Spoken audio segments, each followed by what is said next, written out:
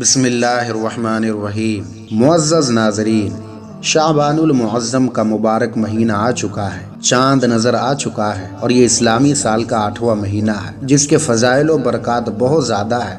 اپنے اندر کثیر فضائل یہ مہینہ رکھتا ہے۔ تبھی تو نبی علیہ السلام نے فرمایا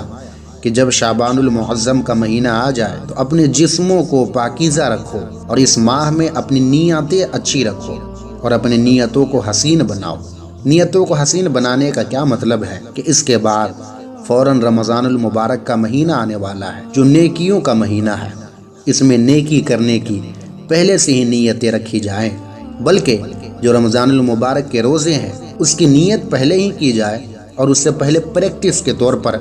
کچھ روزے اس مہینے میں رکھے بھی جائیں، کیونکہ حضور علیہ السلام کا یہی معمول بھی تھا۔ چنانچہ حضرت عائشہ صدیقہ رضی اللہ تعالی عنہ سے مروی ہے کہ حضور علیہ السلام روزے رکھا کرتے تھے،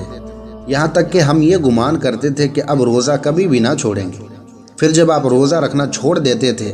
پھر ہمیں لگتا تھا کہ اب کبھی بھی روزہ نہ رکھیں گے، اور اب شعبان میں اکثر روزے رکھا کرتے تھے، یعنی شعبان کا مہینہ آپ کا اکثر روزے کے ساتھ گزرتا تھا، کیونکہ اس کے بعد فوراً رمضان المبارک کا مہینہ ہے۔ اور نسائی شریف کی حدیث ہے کہ حضرت اسامہ رضی اللہ تعالی عنہ نے فرمایا کہ میں نے حضور علیہ السلام سے عرض کی، یا رسول اللہ، میں نے آپ کو سال کے کسی مہینے میں رمضان کے فرض روزوں کے علاوہ شعبان سے زیادہ روزہ رکھتے ہوئے نہیں دیکھا۔ آپ نے فرمایا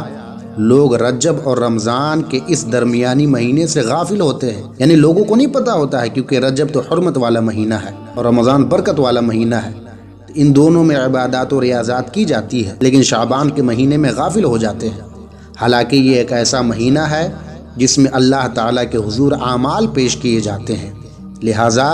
میں اس بات کو پسند کرتا ہوں کہ جب میرا عمل اللہ تعالیٰ کی بارگاہ میں پیش کیا جائے تو میں روزہ دار رہوں۔ اللہ تعالیٰ ہمیں اس مہینے میں کثیر عبادت کرنے کی توفیق عطا فرمائے۔ چینل کو سبسکرائب کر لیجئے تاکہ نیکسٹ اپڈیٹ آپ کو ملتی رہے۔